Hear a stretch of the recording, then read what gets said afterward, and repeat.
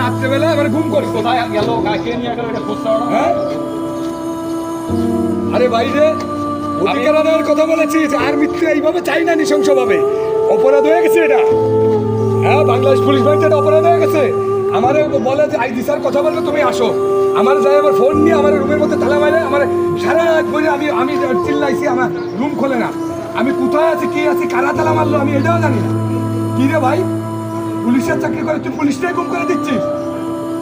আজকে পুলিশের অধিকার নিয়ে কথা বলতে আজকে এটার জন্য তো আমরা লড়াই করতেছি সেই যদি আমাদের এরকম অবস্থায় ফলায় তাহলে কেমনে হবে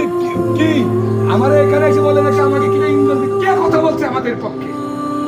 আমরা নিজেরাই কথা বলছি পুলিশের পক্ষে আমি আমার স্যারের সাথে কথা বলা অফিসার সিনিয়র অফিসার পুরাপে নিয়ে কথা বলবে পুরাপে নিয়ে কথা বলার কথা বলে আমারে কই যে এসপি কথা বলবে এই বলে নিয়ে যে আমার রাত্রেবেলা আটকাই দিছে গুম করে ফেলাইছে আমার কি রে ভাই ডিপার্টমেন্টে চাকরি করি তোমার সাথে এখনো যাই না এসে আমাকে রেখে গেছে তুই এখনো গুম করবি এখন আর কত গুম করতে চাস তোরা আগে হাবিব